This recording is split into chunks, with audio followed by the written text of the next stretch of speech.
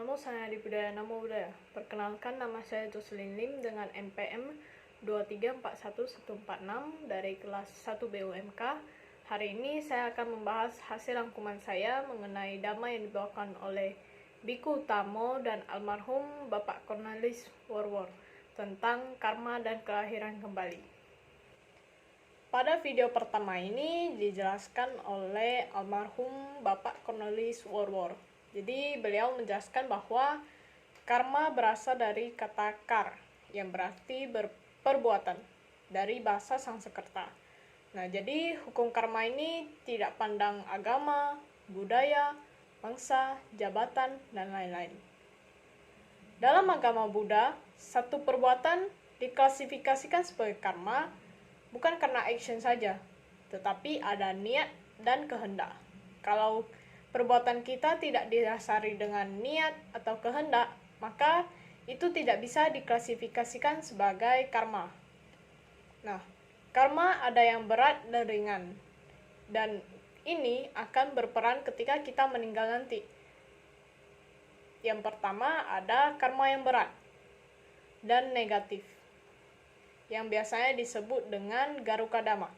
Nah, ini contohnya ketika kita membunuh ibu kandung, ayah kandung, membunuh arahat, atau melukai sang Buddha. Nah, ketika kita melakukan empat perbuatan ini, maka kita akan terlahir di neraka Awici. Nah, yang kedua disebut dengan karma kebiasaan.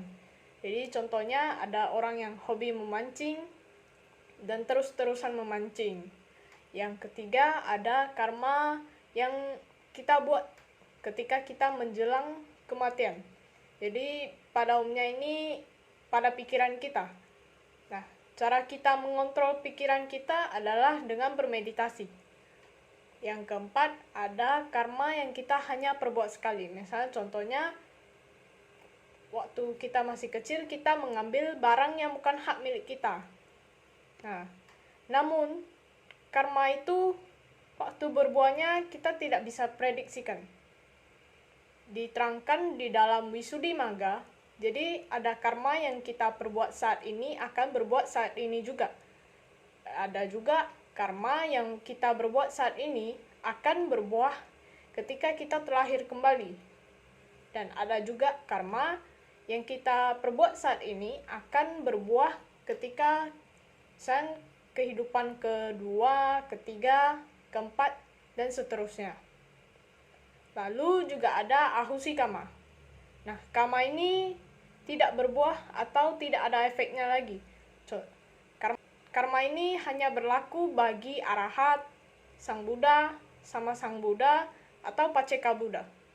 Contohnya kisah Anggulimala.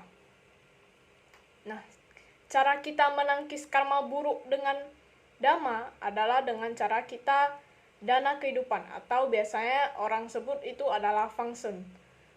Nah, karena karma yang lampau kita tidak ingat, tetapi ada satu karma yang tidak bisa ditangkis lagi, yaitu karma yang paling berat dan negatif, yaitu karma membunuh ibu kandung dan ayah kandung. Nah, contohnya pada kisah Raja Ajata I. Nah, ada juga fungsi karma.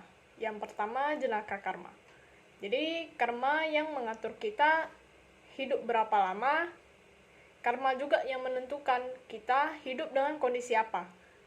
Yang kedua, memperkuat atau memperlemah.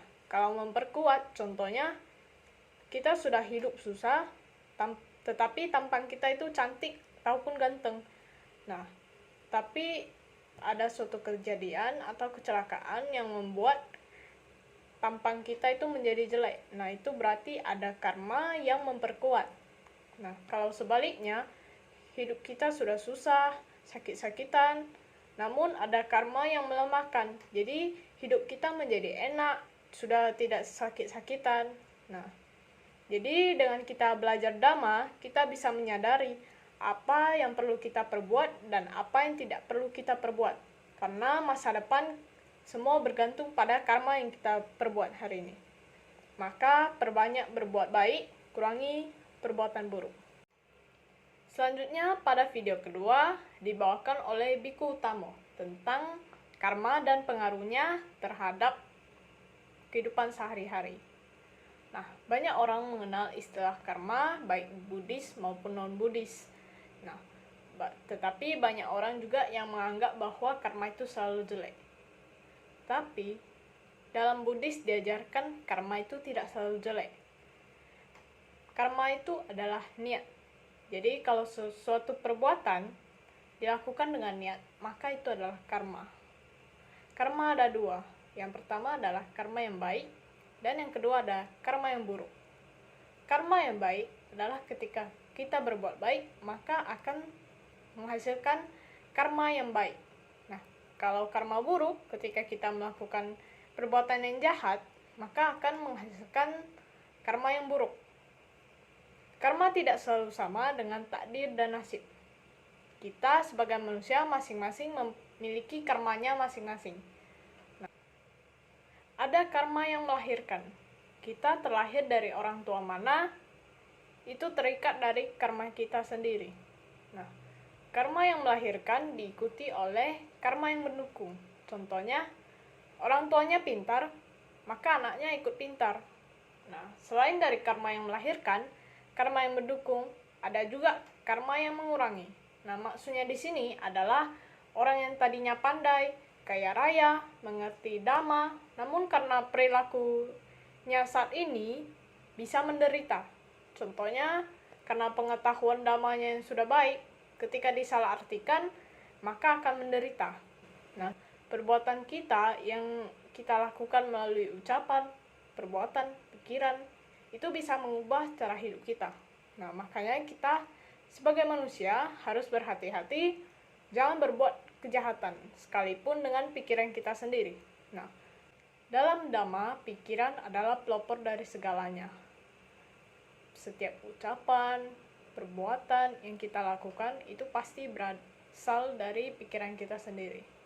Nah, dengan pikiran yang positif, pikiran kita yang baik, ketika kita menghadapi suatu masalah dengan pikiran positif ini adalah salah satu cara untuk umat Buddha berpikir yang baik, maka ucapan dan perbuatannya juga baik.